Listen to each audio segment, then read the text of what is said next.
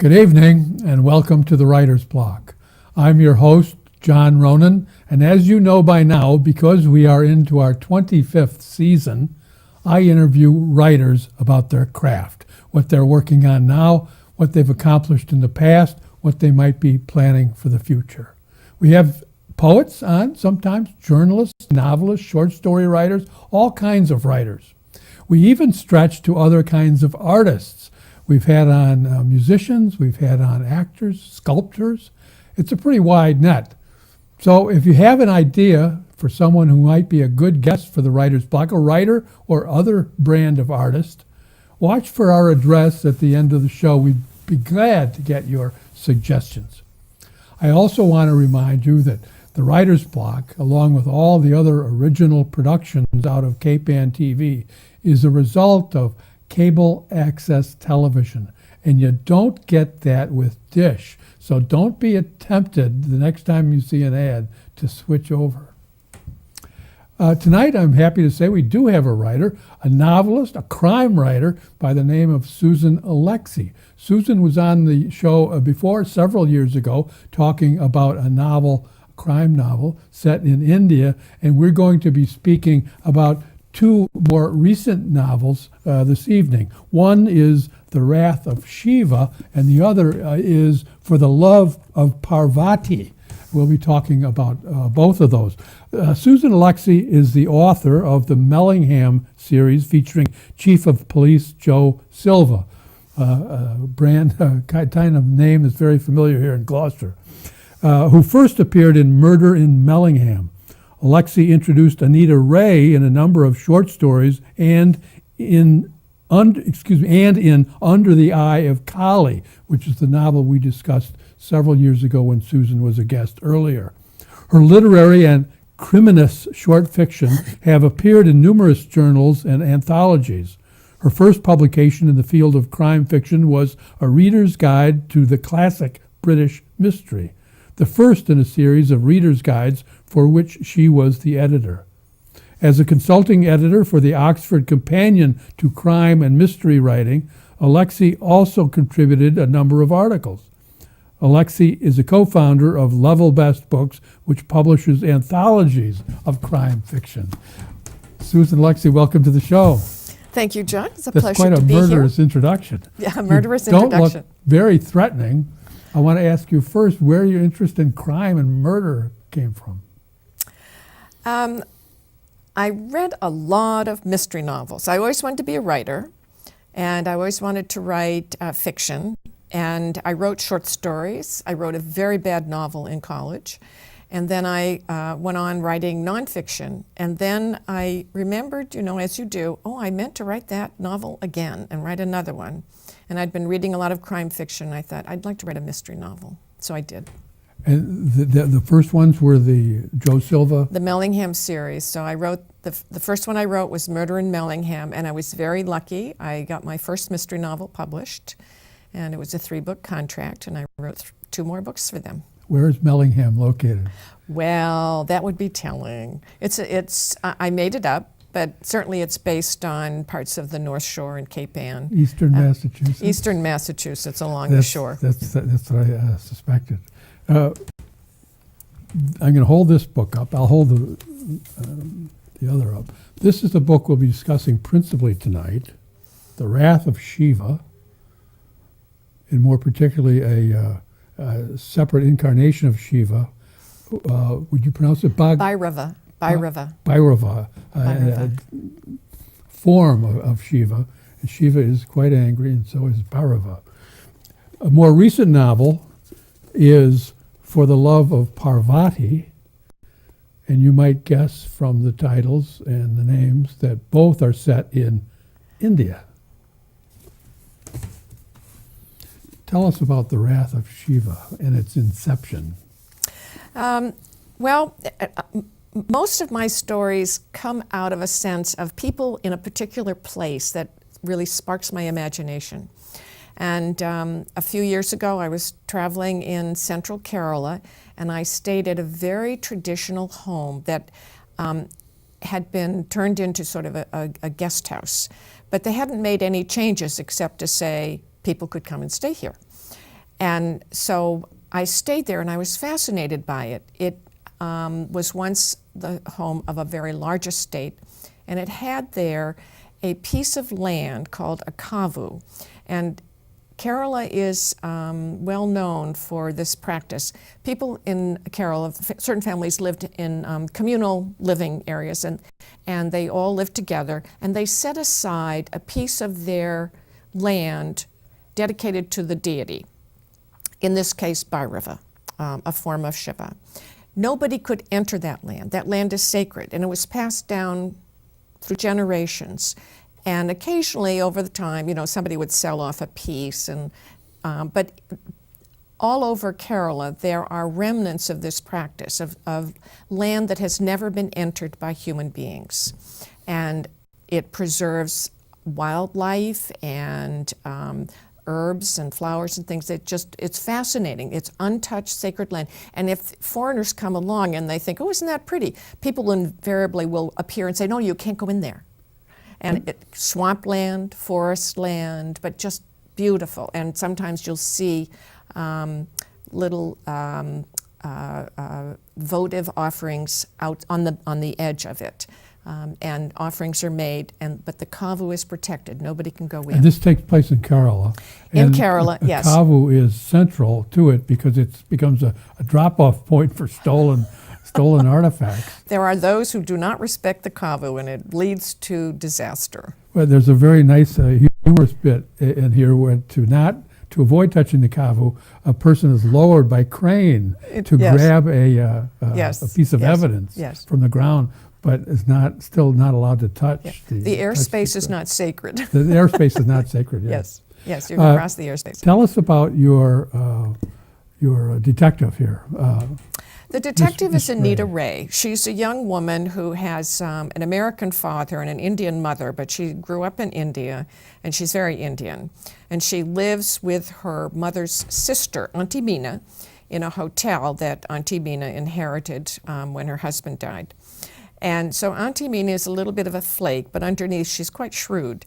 But Anita lives with her in Hotel Delight, and ostensibly helps her running the hotel, but mostly is off chasing dead bodies and things. She's a photographer. She has a little gallery in the tourist area where they live, and she refuses to get married, which drives her aunt crazy because she's a young Indian woman, and if she's not married, it's a scandal. So there's this tension, generational tension between the two women. There are different parts of her personality which reflect her American half. Yes. She's much more scientific than her relatives in Kerala, and she also is much freer in regard to marriage and attitude towards men. Yes, and some of that is because I want her to be able to function more independently in society. But a lot of what she has is also very Indian. So, I mean, in Kerala, this is a matrilineal culture traditionally. So she has a tradition of very strong, independent women behind her, and she feels free enough to do much of what she wants to do. Although some of it she gets from her American father, who says, "Of course, if you want to do that, go ahead and do that." You touched on something we were speaking about before the show, that this is very much a woman's novel, and I don't mean simply because the author is a woman, but the detective or the person who's by accident a detective, Anita Ray, is the main character's woman. The main participants are all female. Mm-hmm. All, I think, of the gods who are involved in and around the Kavu, and Shiva herself are female. Well, Shiva's male, and Bhairava is male. Bhairava is male. And Shiva is male, yeah. I missed that. Is there not a reference in there to... No, they're both male. Bhairava is a Durga is female. Durga is the goddess, and Durga is a female version of Shiva. So in the beginning, when you're thinking of the maidservant is possessed and is reciting what she hears from Durga, the goddess, that the god is angry with the family because of something happening in the house. But Durga is the goddess, and she's the female version or counterpart of Shiva, but Shiva is male and Bhairava is male. Okay, so my bad. I thought that she was being spoken to by Bhairava as a male, but it's No. Orca, Dorca, Durga. Durga. Durga. She's the great goddess in India. in India, Yeah. who is used as a spokesperson for But Shiva? people who have possessions and hear the voice of the deity, it can take different forms depending on who they worship. And if she's a worshiper of Shiva, it probably would be Durga who comes to her and speaks to her. So this maidservant is a Shiva, a worshiper of Shiva, so she hears Durga. When she hears a goddess, she hears Durga. I mean, it could be many different forms that she hears, but that's the one in this story. I was also interested in the fact that the principal crime is burglary, theft. Yes. And although there is a violent crime on the side motivated Yeah. by the theft, how do you decide in a book that's very, very, very well crafted? How do you decide what the main crime is going to be? That I usually have to think about, and it has to be something that I think is generic to India. And the removal of sacred images from India is something that bothers me, and it bothers everybody. But I thought that would be an interesting story because they show up in Western museums, but some of these images you can't get out of the country unless the priests in the temples are helping. They are so gorgeous and large and secreted, deeply secreted within temples that to remove them, you need the locals to help. And it happens. It does happen. It does happen, tragically so. But the Murti is a real living form to Hindus, and so it's a big deal. It's as though somebody came and took the Pietà and spirited it away into a private home. It would be devastating. It's not the same because the Pietà does not represent the living God, but this idea that something this sacred and this important can be just taken away for money is very disturbing, and I wanted to explore that. And it takes several people to get these images out of the country. I didn't fully realize the power of that till I had read at least half of the novel, and thinking, well, it's Kavu. They want to walk in there and find out what's going on. No. And I couldn't think of a parallel to. We don't have in the States of really sacred land.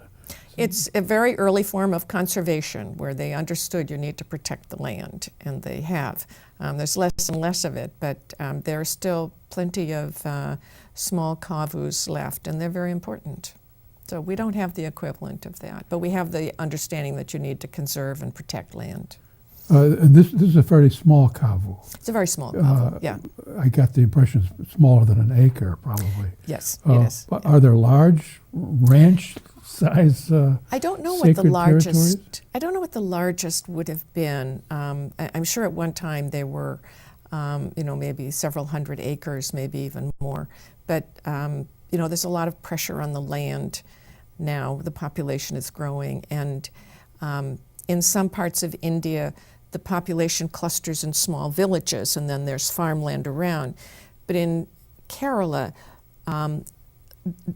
almost everywhere below the mountains, you walk along and you come to a house. There isn't the areas where there's no housing.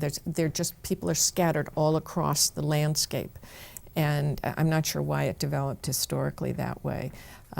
So there's more and more pressure on the land, and kavus tend to be sort of eaten up by somebody building a house on the edge of one and then the edge of another, and eventually they get smaller and smaller. So this is set in Kerala state in India. Tell us, and I want to sum up for our viewers, as you do masterfully every once in a while. There's a little conversation that reminds you what's going on. It's very well done. Thank you. Tell us where Kerala province or state is, and about some of your time in India. Kerala is on the southwest coast, almost right at the bottom of India. It's about 2 or 3 degrees north of the equator, so it's tropical and subtropical all year round. And it's got a population of, I suppose, of 20, 25 million. It has, it runs along the coast and then goes up to the Western Ghats. The Western Ghats begin at the just about the tip of Kerala, down in the south. It's very small. Very Kind of small, narrow. very small, narrow, runs right up the coast, part up the coast for I don't know how many miles. And it's just a long, thin strip. Sort of like, is that where you have spent most of your time in India? Yes, that's where I lived, and that's where I go back to, and that's where my friends are, most of them. How often have you been to India? I first went in 1976 for a year, and then I went again in 81, 82 for another year. And I didn't go back for many years. And then I went back in 99, and I was stunned at the changes, which I shouldn't have been, For good and ill? Like any place else, good and bad. Mm-hmm. And now I try to go back every year, if I can, for a month or so. Are you used to the heat? I love the heat. You do? Yes. I mean, I suppose it could become intolerable, but it was fine. I didn't mind it at all. The characters in the book often mention that it cools off. It's getting cool at night. And I know I have not been to India, but I've been in the tropics, and I know it doesn't get cool. No, it doesn't. It doesn't. Everything's relative. It's very relative. If when the first time I was there, when it dropped into the 70s at night, people had sweaters and blankets, and they just couldn't get over how cold it was. And they kept telling me, "Oh, you'll be so cool when it gets to be December and January." And I waited and waited, and I thought, "What do you mean cool?" So. My son spends a lot of time in Africa, and he talks about people putting on sweaters when it's 75. Yeah, they do. Just can't stand it. They do. Tell us a little bit about this more recent novel, For the Love of Parvati. I'm going to hold that up again, see if our cameraman Ryan can get a good shot of that. This is a more recent book. This came out in May. In May of 2014. Yes. This also features Anita Ray as a Accidental sleuth. Accidental sleuth. Yes. Do people ever bring up to you the uncanny fact that your central characters just stumble on murders and crimes left and right? There are certain conventions in crime fiction, and one of them is that very small towns have a huge number of murders, and the other is that all of these ordinary people suddenly take up detecting, and nobody minds. I mean, can you imagine doing that in real life? The police would come and arrest you for interfering with an investigation. All sorts of things would happen. It's fiction, There's no other explanation for Miss Marple than Miss Marple is a mass murderer. She's got to be a serial killer. That's right. That's right. Tell us about The Love of Parvati. Is it also Kerala? This is also in Kerala.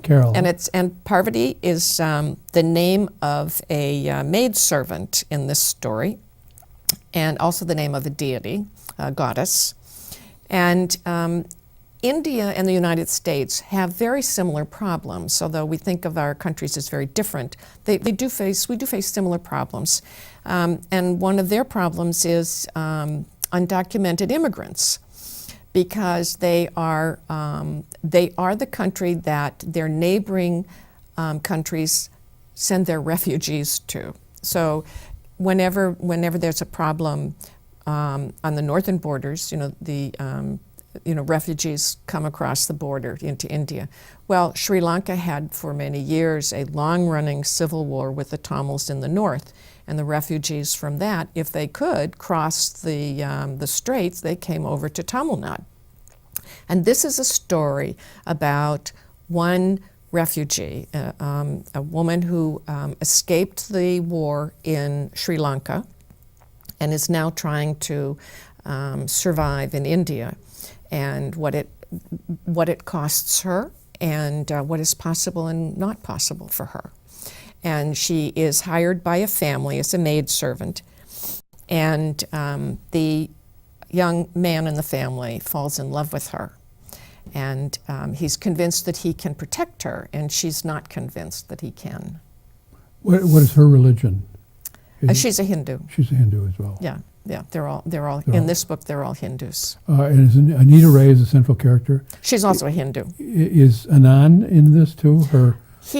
He's not. No, distant maybe guy. This is Auntie Mina takes Anita to visit relatives in the mountains at the beginning of the monsoon. And of course, it's raining through much of the time that they're there. And so Anand does not come. He wouldn't make that visit with her. And so they are essentially... That's explained, that he will not come? Yes, it's explained. So you keep him as a... He's in the distance, distant yes. love interest. Yes, but that love interest is fading in book number 4. You don't kill him off, do you? No, He doesn't no, I fall don't. for I don't kill him off. Oh. No, something more interesting happens. But they are marooned basically, in a country home during the monsoon, and this story about Parvati and what's going to happen to her and what's going to happen to the family plays out in this very remote home in the foothills of the Western Ghats. Thank you for sharing that on the third novel that's available right now. I want to ask another general question on crime. I asked you when you became interested. You read a lot. But what do you think is the primary reason for the social interest by many, many millions of people who are not murderers or burglars or thieves or any other sort of criminal, but our appetite for crime on television and in text is limitless. Yeah. Why is that, do you think? I don't know. I think about that every now and then. I think crime fiction became very popular, the end of the 19th century with Sherlock Holmes, and then in the before World War I and then afterwards, and sort of the classic age with Agatha Christie coming along. Partly it's because they're full of puzzles, and we like being challenged mentally, so that there's a great deal of mental activity in crime fiction, and it's the pacing is fascinating. You do learn a lot, particularly if you read any of the legal thrillers. And, it's fascinating the way our legal system is developed.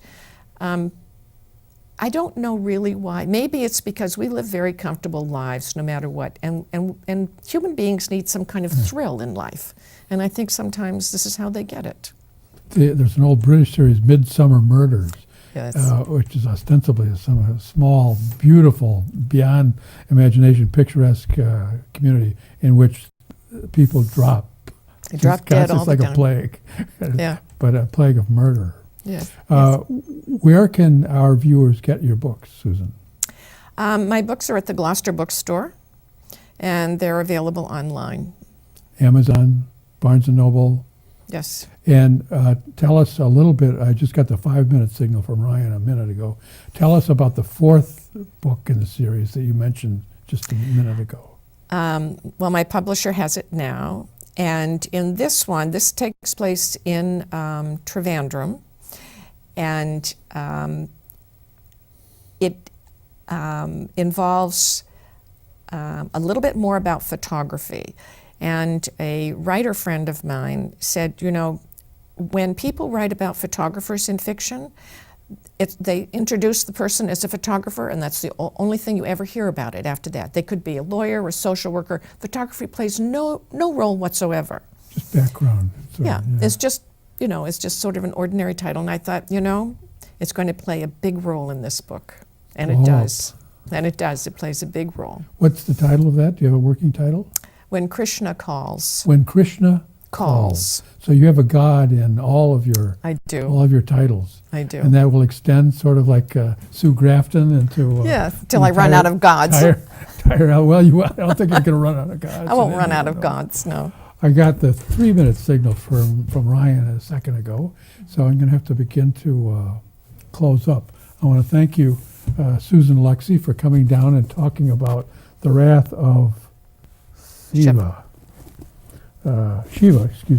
and For the Love of Parvati, the 2 most recent novels in the Anita Ray series, mysteries set in extreme southern India. I enjoyed the books and I enjoyed our interview. Thank you. Thank you. My pleasure.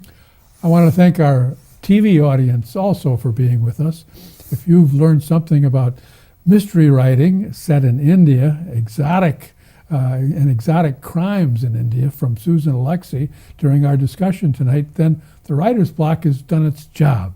I hope to see you again next week on the Writer's Block. Good night.